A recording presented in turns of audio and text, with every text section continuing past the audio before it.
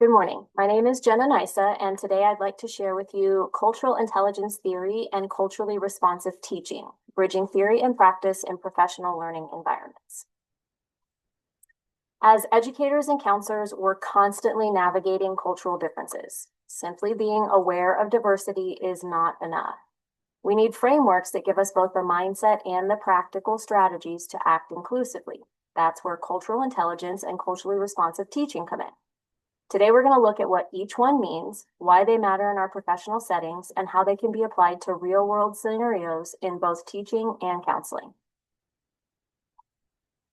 Cultural intelligence, or CQ, is about how effectively we can function in culturally diverse settings. It has 4 dimensions, which you'll see represented on this slide. Think of these as a progression from motivation to action. We start with the drive to engage across cultures, and then we build on our knowledge of cultural norms. From there, we reflect and adapt our thinking, and finally, we change our behavior in real time. This is powerful because it's not just about knowing facts, it's about being able to adjust and connect in meaningful ways. As P. Christopher Early defined it, cultural intelligence is a person's capacity to adapt to new cultural settings. This reminds us that CQ is not just about knowledge, but about adaptability. The primary word here is adaptability. We're consistently and constantly adapting to the cultural settings around us.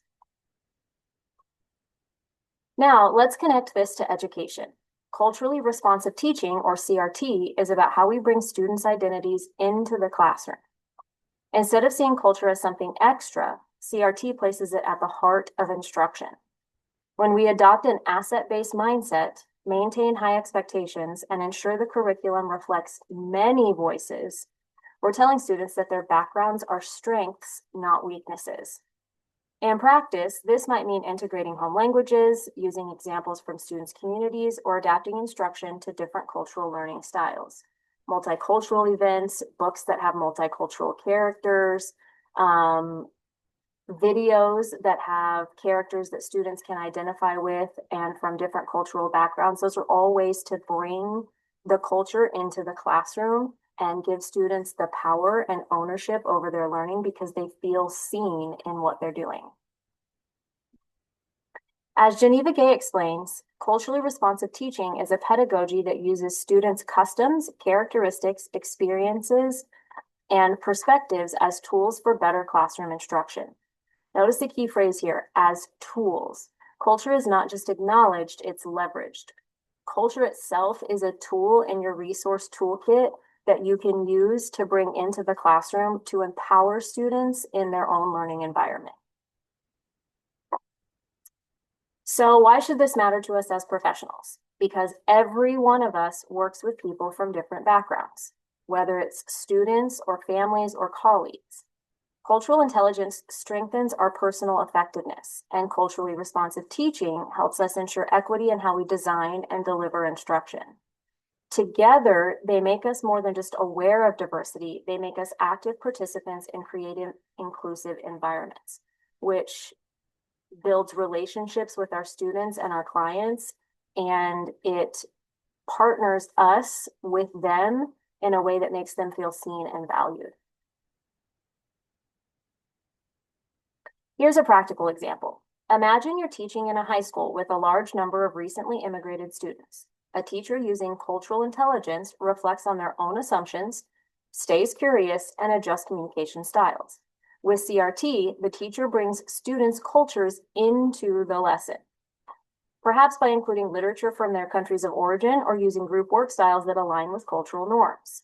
The combination builds trust, engagement, and ultimately achievement, bridging that gap between learning and culture.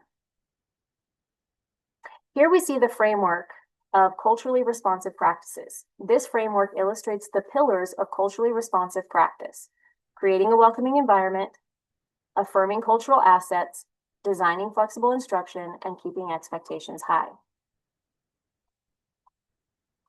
So how do we take this into our own work? We start with self-awareness. We reflect on our own cultural lens. Then we include the voices and experiences of those we serve in our teaching and counseling. We bring in the voices of those in our culture. or in the cultures around us. Build partnerships with families and communities because they are central to the learner's identity. And we keep growing through professional learning.